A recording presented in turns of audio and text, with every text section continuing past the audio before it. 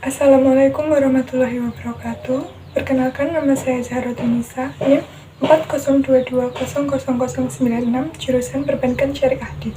Di sini saya akan mempresentasikan hasil proposal penelitian kuantitatif yang diampu oleh Bu Ika Septiana Windy Antari MStat dengan judul Pengaruh Pengetahuan Agama dan Lokasi Terhadap Minat Masyarakat dalam Memilih Produk Perbankan Syariah. Studi kasus di Kelurahan Kepatihan Ponorogo. Latar belakang. Seiring berkembangnya perbankan syariah di Indonesia, kini perbankan syariah sudah tersebar di kota atau daerah terpencil, terutama di Kabupaten Ponorogo. Hal ini dapat dilihat dari berdirinya bank-bank yang menggunakan prinsip syariah di Kabupaten Ponorogo. Kegiatan ini terjadi karena di Kabupaten Ponorogo, terutama di Kelurahan Kepatihan, didominasi oleh masyarakat yang beragama Islam, sehingga memiliki keunikan tersendiri terdapat perilaku mengkonsumsi suatu produk. Begitu juga dengan keadaan geografis yang akan mempengaruhi minat masyarakat dengan memilih suatu produk perbankan syariah, di mana terdapat faktor yang mempengaruhi masyarakat dalam berhubungan dengan suatu perbankan syariah. Namun permasalahan yang harus dihadapi oleh perbankan syariah yaitu meliputi pengaruh pengetahuan agama lokasi terhadap minat masyarakat Kelurahan Kepatihan terhadap produk yang ditawarkan oleh perbankan syariah.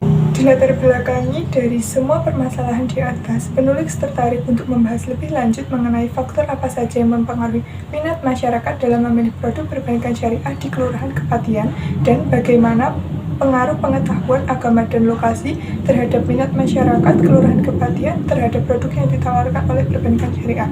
Dengan menggunakan beberapa variabel yaitu pengetahuan agama dan lokasi, serta judul yang diambil yaitu pengaruh pengetahuan agama dan lokasi terhadap minat masyarakat dalam memilih produk perbankan syariah, studi kasus di Kelurahan Kepatihan Ponorogo. Rumusan masalah berdasarkan uraian latar belakang yang dikemukakan di atas, maka rumusan masalah dalam penelitian ini antara lain yang pertama, faktor apa saja yang mempengaruhi minat masyarakat dalam memilih produk perbankan syariah di Kelurahan Kepatihan, dan yang kedua, bagaimana pengaruh pengetahuan agama dan lokasi terhadap minat masyarakat Kelurahan Kepatihan terhadap produk yang ditawarkan oleh perbankan syariah. Tujuan, berdasarkan rumusan masalah di atas, tujuan penelitian ini adalah untuk mengetahui, menganalisis, dan menjelaskan faktor-faktor yang mempengaruhi minat masyarakat dalam memilih produk perbankan syariah di Kelurahan Kepatihan, dan yang kedua, untuk lebih memahami bagaimana pengaruh pengetahuan agama dan lokasi terhadap minat masyarakat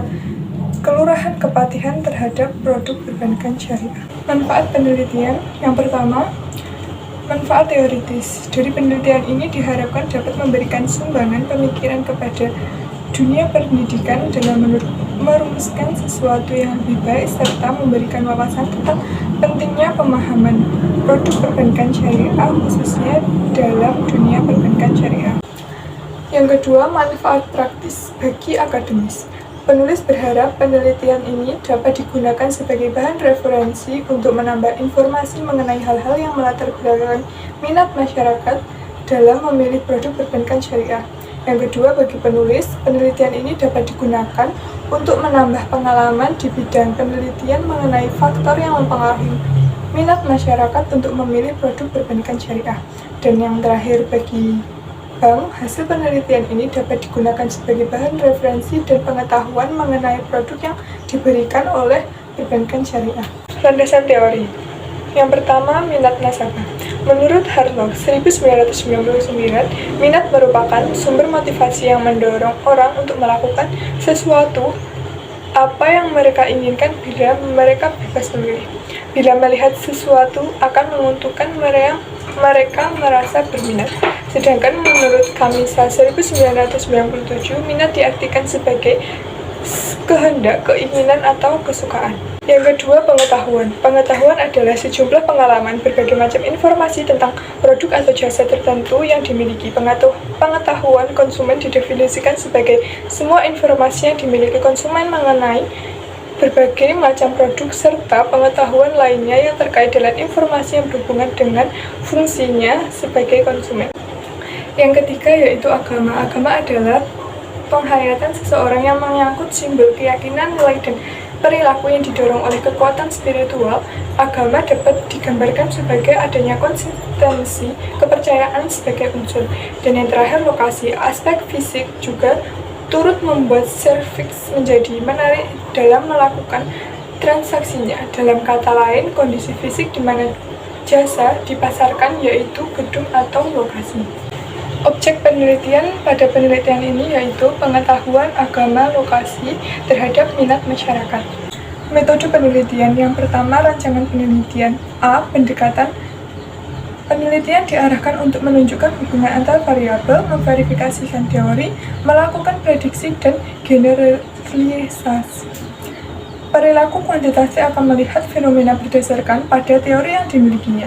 Teori-teori diajukan menjadi standar untuk menyatakan sesuatu sesuai atau tidaknya sebuah hubungan yang terjadi, dan disinilah muncul istilah kebenaran etik, sebuah kebenaran teori yang diajukan peneliti. B. Jenis penelitian. Jenis penelitian yang digunakan pada penelitian ini adalah penelitian asosiatif dengan pendekatan kuantitatif. Penelitian asosiatif merupakan penelitian yang bertujuan untuk mengetahui hubungan antar dua variabel atau lebih. Dua variabel penelitian. Variabel penelitian adalah suatu atribut, sifat, atau nilai dari orang, objek, atau kegiatan yang mempunyai variasi tertentu yang ditetapkan oleh peneliti untuk dipelajari dan kemudian ditarik kesimpulannya. Variabel dalam penelitian ini sebagai berikut. Yang pertama, variabel independen. Variabel independen atau variabel bebas atau yang biasa disebut dengan X adalah variabel yang mempengaruhi atau menjadi penyebab dari perubahan yang terjadi pada variabel terkait. Variabel bebas dalam penelitian ini adalah X1 yaitu pengetahuan, X2 agama, dan X3 lokasi. Yang kedua, variabel dependen. Variabel dependen atau variabel terkait adalah variabel yang dipengaruhi atau yang menjadi akibat karena adanya variabel bebas yaitu Y sama dengan minat masyarakat. Yang ketiga, lokasi penelitian. Lokasi yang dijadikan objek penelitian ini dilakukan di Kelurahan Kepatihan Kecamatan Ponorogo, Kabupaten Ponorogo. Penulis melakukan penelitian di Kelurahan Kepatihan tersebut karena dalam lokasi ini masih banyak masyarakat yang belum mengenal tentang produk perbankan syariah yang dapat dijadikan objek penelitian dan masyarakat yang antusias untuk dilakukan penelitian. Yang keempat, populasi dan sampel. A. Populasi. Populasi merupakan sekumpulan objek yang menjadi sasaran penelitian untuk dipelajari dan kemudian ditarik kesimpulannya menjadi sumber data penelitian. Populasi dalam penelitian ini adalah masyarakat yang bertempat tinggal di Kelurahan Kepatihan sebanyak 7.621 orang. B. Sampel. Sampel adalah wakil semua unit sastra yang berada di dalam populasi, merupakan bagian dari jumlah dan karakteristik yang dimiliki oleh populasi tersebut. Dalam suatu penelitian, peneliti tidak perlu untuk meneliti semua individu dalam populasi karena akan memerlukan banyak biaya, tenaga, dan waktu. Oleh karena itu, penelitian dilakukan terhadap sampel. Jumlah populasi dalam penelitian ini adalah 7.621 orang, maka jumlah sampel dalam penelitian ini dapat dihitung sebagai berikut. Berdasarkan perhitungan di atas, diperoleh sampel sebanyak 98,704 digenapkan menjadi 99. Maka sampel yang didapatkan untuk penelitian ini adalah 99 masyarakat di Kelurahan Kepatihan dalam mengetahui minat masyarakat terhadap produk perbankan syariah di Ponorogo. 5. Jenis dan sumber data. Jenis data pada penelitian ini adalah data primer. Data primer merupakan data atau informasi yang didapatkan langsung dari lokasi penelitian, sedangkan sumber data yang didapat langsung dari sumber asli lokasi penelitian atau tidak melalui media perantara. Data primer dalam penelitian ini diperoleh langsung dari lapangan melalui kuesioner yang diberikan secara langsung kepada responden yaitu masyarakat di Kelurahan Kepatihan.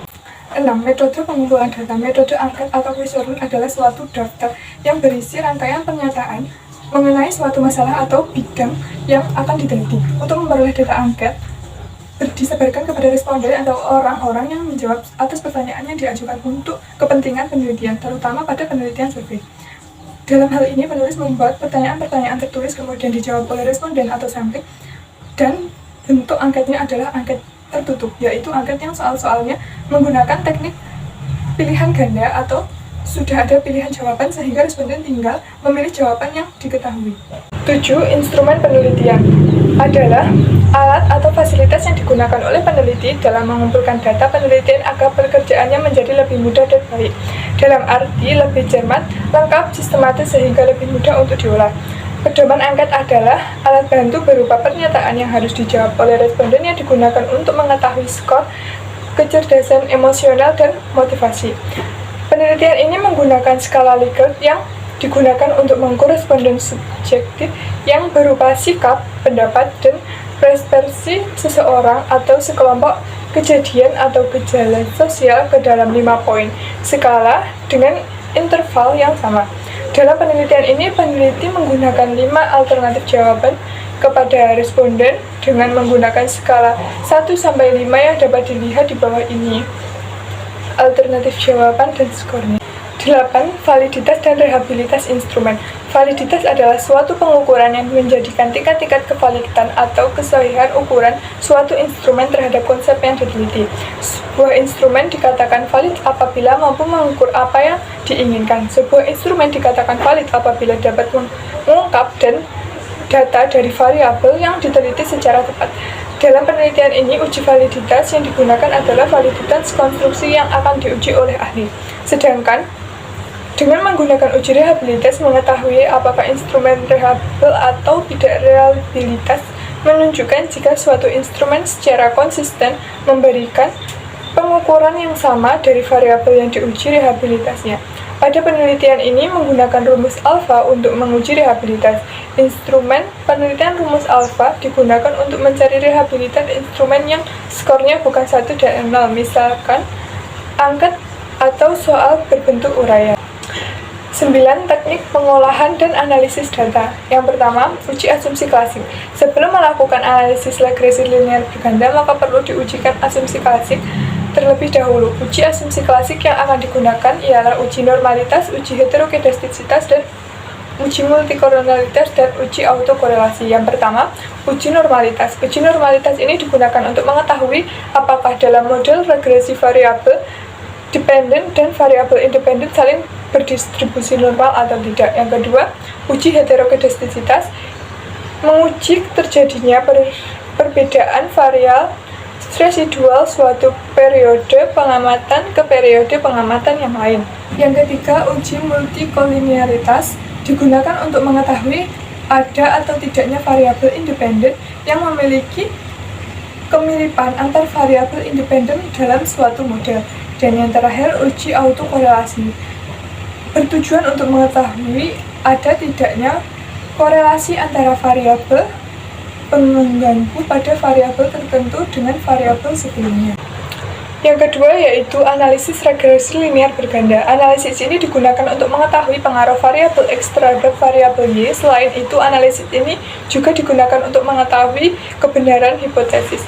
Yang pertama, uji T ialah pengujian koefisien regresi parsial yang digunakan untuk mengetahui apa variabel independen X mempengaruhi variabel dependen Y secara parsial.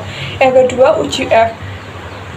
Uji F ialah pengujian signifikan persamaan yang digunakan untuk mengetahui seberapa besar pengaruh variabel independen secara bersama-sama terhadap variabel dependen. Yang ketiga yaitu koefisien determinasi. Koefisien determinasi atau R2 digunakan untuk mengetahui presentase perubahan variabel dependen yang disebabkan oleh variabel independen. Jika R2 semakin besar, maka presentase perubahan semakin tinggi. Jika R2 semakin kecil, maka presentase perubahan semakin rendah. Sekian presentasi dari saya. Jika ada kurang lebihnya mohon maaf. Akhirul kata, wassalamualaikum warahmatullahi wabarakatuh.